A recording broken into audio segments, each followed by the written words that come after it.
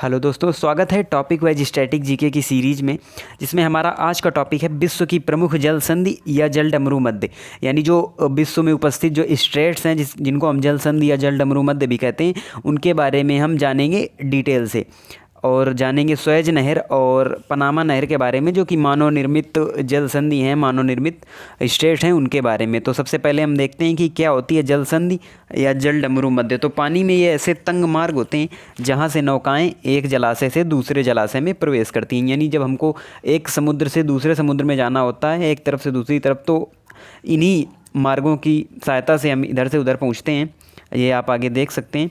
ये देखिए, अगर हमको इस ओशियन से इस ओशियन में जाना है तो हमको इस मार्ग से होकर जाना पड़ेगा। अगर ये आपस में जुड़े हों तो दोस्तों हमको काफ़ी कठिनाई होगी और हमको इधर से घूम कर जाना पड़ेगा, जिससे काफ़ी समय की बर्बादी होगी और काफ़ी पैसा भी खर्च होगा। इसलिए ये काफ़ी इंपॉर्टेंट होते हैं जो स्टेट होते हैं, यानी जो जल संधियाँ होती हैं। और बेसिकली जलडमरू मध्य कहते हैं किसको हैं, तो ऐसा ये जो होता है ये एक समुद्र को दूसरे समुद्र से जोड़ता है और दो स्थल खंडों को आपस में अलग करता है, तो उसे ही कहते हैं जलडमरू। और इसका आकार डमरू की तरह होता है, इसीलिए इसको जलडमरू मध्य के नाम से भी जाना जाता है। वैसे जिनके बारे में हम पढ़ेंगे आगे, उनमें जो मोस्टली होंगे वो नेचुरल ही होंगे जलडमरू मध्य, केवल दो को छोड़कर, यानी जो स्वेज नहर है और जो पनामा नहर है। तो ये कोई नहर नहीं है, ये बेसिकली यही है जो हमारा जल संधि है, यानी जो स्टेट हैं यही है, वो पनामा नहर और स्वेज नहर। तो उनके बारे में भी हम जानेंगे। बाकी जिनके बारे में पढ़ेंगे वो सब नेचुरली हैं, तो ये काफ़ी इम्पोर्टेंट होते हैं ट्रेड के लिए और एक तरफ से दूसरी तरफ जाने के लिए भी। तो चलिए आगे बढ़ते हैं और जानते हैं क्या अंतर होता है खाड़ी और गल्फ़ में। तो दोस्तों आपने बहुत पढ़ा होगा कि बंगाल की खाड़ी है, पर्सियन गल्फ़ है, और कई सारी मैक्सिको की खाड़ी है और गल्फ़ ऑफ ओमान है। तो ऐसे आपने बहुत सारे पढ़े होंगे, लेकिन आप जानते हैं इनमें क्या अंतर होता है। तो इनमें ज़्यादा बड़ा अंतर नहीं होता है, एक छोटा सा डिफरेंस होता है।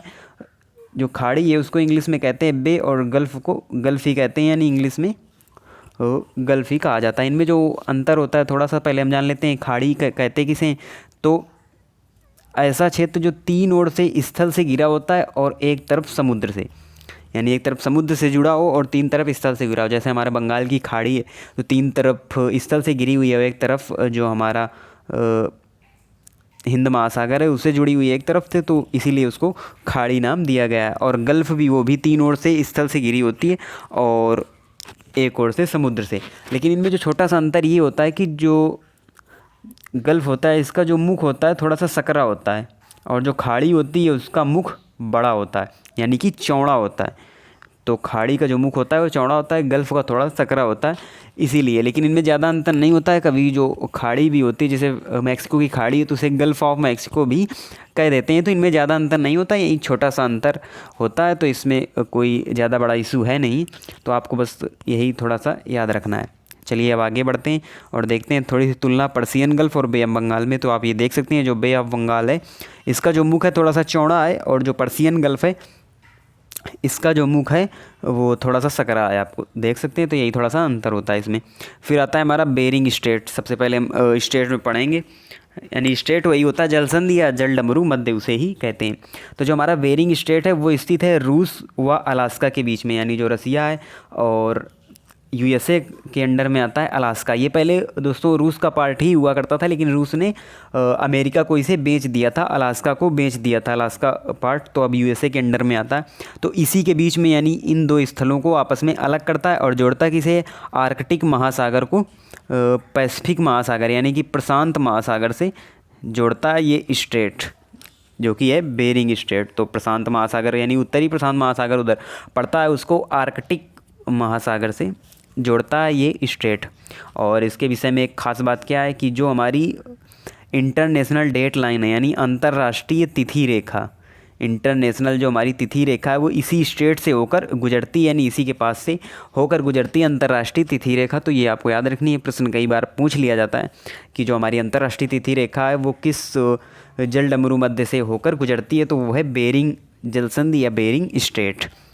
आप देखते हैं इसको मैप में, तो ये है हमारा रसिया वाला पार्ट और ये है यूनाइटेड स्टेट यानी यूएस वाला पार्ट, और यहाँ पर स्थित है अलास्का।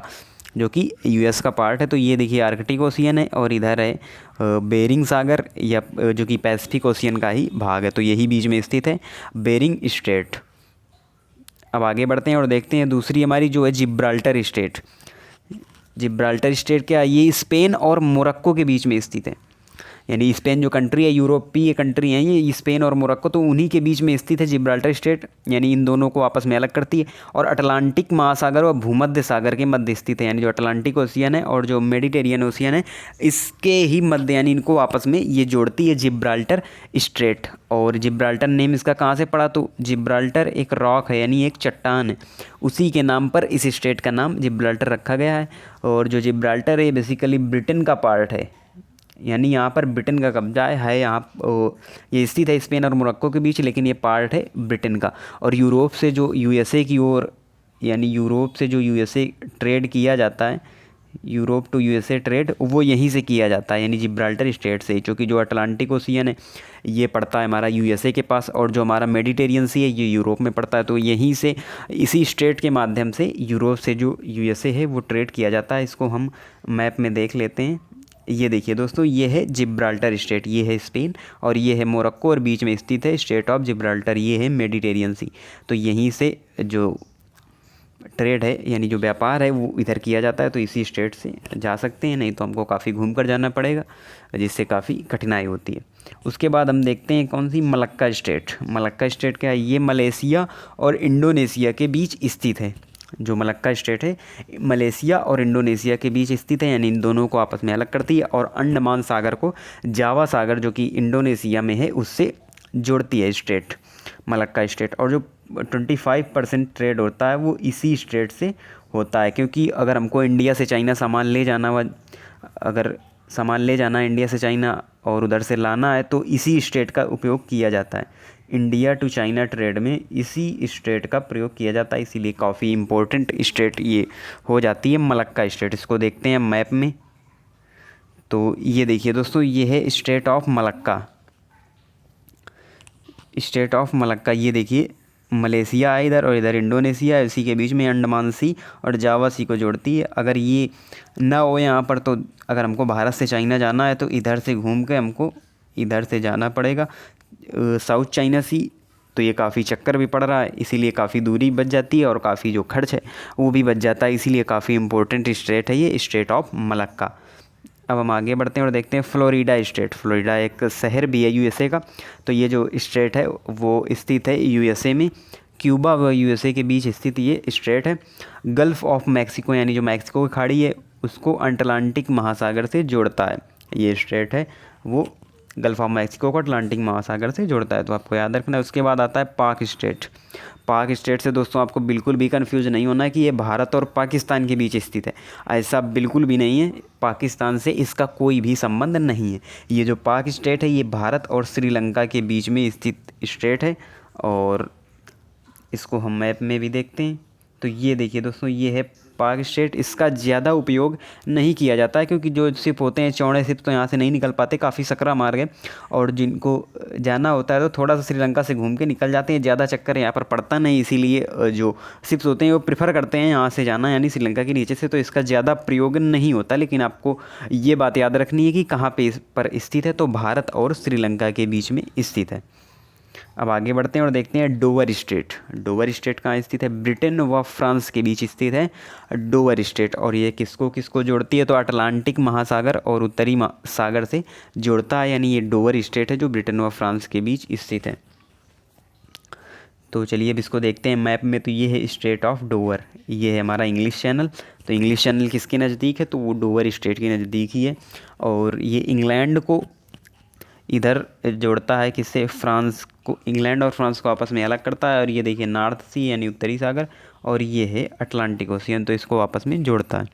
फिर आगे बढ़ते हैं और देखते हैं हार्मुज स्टेट। हार्मुज स्टेट ये दोस्तों स्थित है ओमान की खाड़ी और फारस की खाड़ी के बीच में। जो हार्मुज स्टेट है इसके आसपास जो कंट्री हैं वो सभी अरब कंट्रीज़ हैं, यानी पेट्रोलियम भारी मात्रा में यहाँ पर पाया जाता है। तो इस स्टेट का प्रयोग मोस्टली पेट्रोलियम के आयात निर्यात के लिए ही किया जाता है। यानी यहाँ पर जो पेट्रोलियम कंट्री काफ़ी सारे हैं, अरब कंट्री, जहाँ पर पेट्रोलियम बहुतायत पाया जाता है, तो उसी का आयात निर्यात इसी स्टेट से होकर किया जाता है। काफ़ी इंपॉर्टेंट स्टेट है। अगर इसको बंद कर दिया जाए तो जो पेट्रोलियम का आयात निर्यात है काफ़ी प्रभावित होगा, इसीलिए काफ़ी इंपॉर्टेंट। ये आप देख सकते हैं स्टेट ऑफ हार्मुज, ये स्थित है, इधर है ईरान, इधर है यूएई, और यहीं से होकर जो शिप हैं पेट्रोलियम वाले वो यहीं से होकर जाते हैं इधर एशिया साइड और अफ्रीका साइड।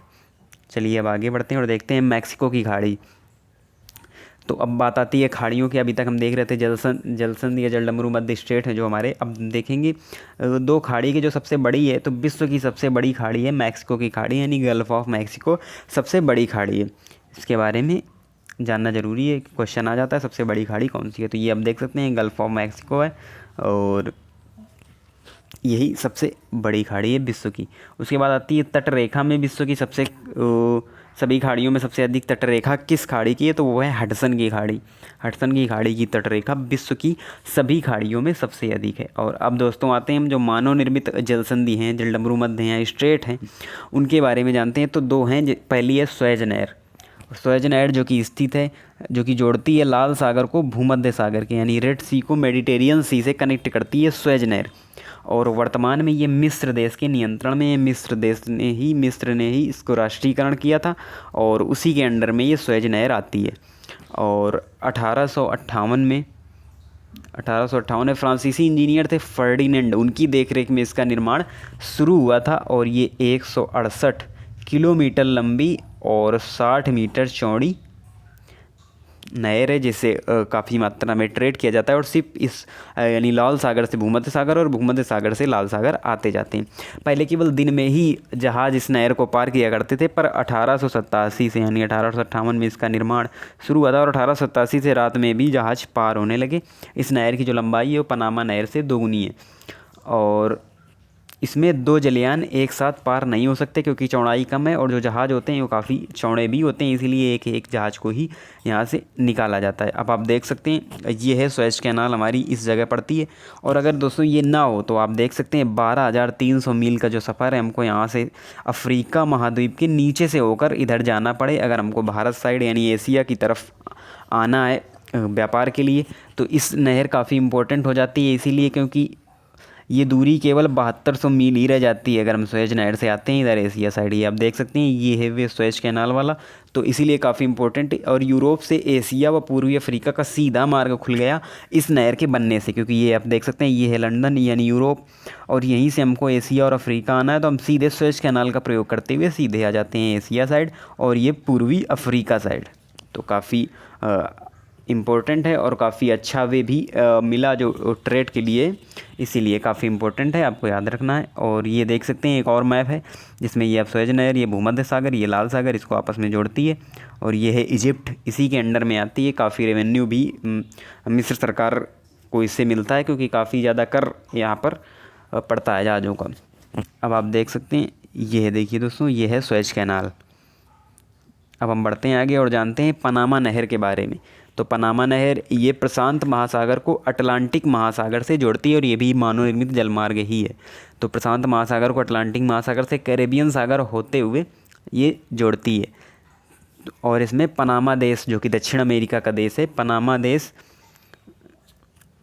के नियंत्रण में ही है पनामा नहर।